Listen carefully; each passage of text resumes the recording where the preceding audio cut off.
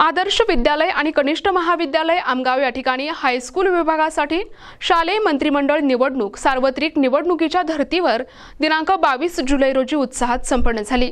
शाळा नायक, शाळा उपनायक, सांस्कृतिक प्रमुख, स्वच्छता प्रमुख, शारदा प्रमुख, क्रीडा प्रमुख आणि विद्यार्थी प्रमुख अशा 7 विभागांसाठी एकूण 28 उमेदवार रिंगणात होते।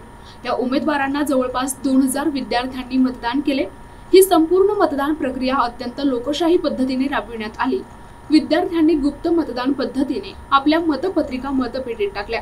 या प्रसंगी विद्यार्थ्यांना मतदानाचे महत्त्व आणि मतदान कसे करावे याचे सखोल प्रशिक्षण देखील देण्यात आले। रांगेत उभे राहून आपल्या क्रमांकावर मतदान करणे आणि आपल्या आवडीचा प्रतिनिधी निवडणे ही प्रक्रिया विद्यार्थ्यांनी प्रत्यक्ष अनुभवली आणि आत्मसात केली। शाळेत जणू सार्वत्रिक निवडणुकीचेच वातावरण निर्माण झाले होते। मतदानानंतर विद्यार्थ्यांच्या बोटांना शाई देखील लावण्यात आली, त्यामुळे त्यांना मतदानाचे पावित्र्य आणि जबाबदारीची जाणीव झाली। या निवडणुकीचे कामकाज निवडणूक अधिकारी म्हणून DH बागडे आणि ललित पटले यांनी यशस्वीपणे सांभाळले। मुख्य निवडणूक आयुक्त म्हणून विद्यालयाचे प्राचार्य DM राऊत, उपमुख्याध्यापक DB मेश्राम आणि पर्यवेक्षक US मेंढे यांची उपस्थिती होती। या संपूर्ण निवडणुकीला यशस्वी करण्यासाठी दीपक जांगळे, YG मेश्राम, RG पटले, SD Meshram, DJ आदरगडे, KP Uke, Anil कटरे, वैष्णव तुरेकर, कलोडे, PP बिसेन, ललिता मानकर, रिंकी गुप्ता, भारती कावळे, वलथरे चौधरी, LV अगडे, ममता कुंभलकर यांच्यासह सर्व शिक्षकांचा सहभाग लाभला। निवडणुकीचे कामकाज शांततेत पार पाडण्यासाठी स्काउट गाईडच्या विद्यार्थिनींनी पोलिसांची भूमिका बजावली। आज आमच्याकडे शालेय मंत्रिमंडळाची निवडणूक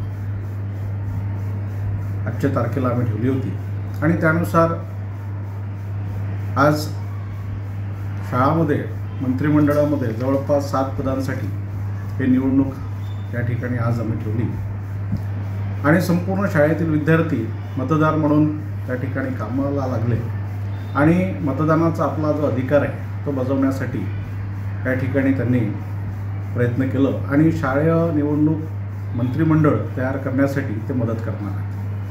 आता या ठिकाणी प्रत्यक्ष लोकशाही पद्धतीने निवडणुका कशा होतात। आज आपल्याला माहिती आहे की आपला संपूर्ण भारत देश हा जगात सर्वात मोठा लोकशाही प्रधान राष्ट्र आहे। मग अशामध्ये संसदीय पद्धतीची लोकशाही जी आहे एक जगातील मोठी लोकशाही म्हणून आपण या ठिकाणी पाहतोय आणि प्रत्यक्ष लोकशाही नसून आपण संसदीय पद्धतीने लोकशाही ती कशा प्रकारची असतं आणि निवडणुका कशा घेतल्या जातात या संदर्भात आपण विद्यार्थ्यांना प्रत्यक्ष त्याचा अनुभव व्हावा यासाठी नेमकं त्याच पद्धतीने या ठिकाणी निवडणुका झालेल्या आहेत। यामध्ये प्रामुख्याने झोनल ऑफिसर, पर्यवेक्षक काम करत आहेत, उपमुख्याध्यापक काम करत आहेत, निवडणूक अधिकारी जे आहेत ते विद्यार्थ्यांमार्फत या ठिकाणी आम्ही ठेवलेले आहे आणि त्यांच्यावर देखरेख करण्यासाठी शाळेतील सर्व शिक्षक ज्यामध्ये प्रामुख्याने पर्यवेक्षक, उपमुख्याध्यापक आहेत, त्यानंतर ज्यांच्याकडे संपूर्ण जबाबदारी आहे असे क्रीडा शिक्षक ललित पटले सर आणि इतर सर्व शिक्षकांच्या मार्गदर्शनाखाली देखरेखीखाली हा संपूर्ण निवडणुकीचा कार्यक्रम एक जवळपास 2000 विद्यार्थ्यांनी स्वतः मतदान या ठिकाणी केलेलं आहे।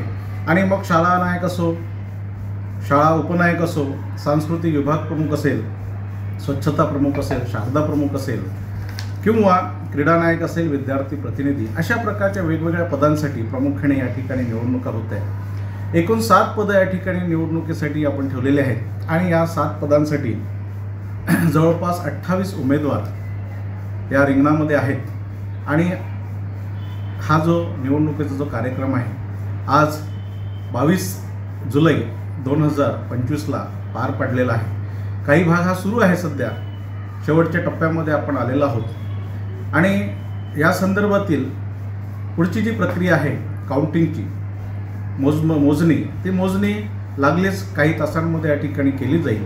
कारण इतके विद्यार्थी असल्यामुळे जवळपास 2000च्या वर विद्यार्थी असल्यामुळे कदाचित वेळ लागेल। आज जर ते झालं तर आजच्या आजच ते निवडणुकांचं जे रिझल्ट आहे ते जाहीर केलं जाईल किंवा मग आज जर काउंटिंग झाली नाही उद्याला मात्र 11:30च्या सुमारास ते काउंटिंग केली जाईल आणि शालेय मंत्रिमंडळामध्ये कोण विजयी उमेदवार झालेले आहेत त्यांना घोषित केलं जाईल आणि त्यांचा सत्कार शाळेमार्फत केला जाईल। यासाठी या प्रक्रियेसाठी संपूर्ण शिक्षक, शिक्षकेतर कर्मचारी यांनी सहभाग घेतला आणि ही प्रक्रिया अतिशय यशस्वीरित्या पूर्ण करण्यासाठी मदत केली. त्यामुळे या सगळ्यांचं मी या ठिकाणी आभार व्यक्त करतो. धन्यवाद. प्रतिनिधी राधाकिसन सुटे, NTV न्यूज मराठी, गोंदिया.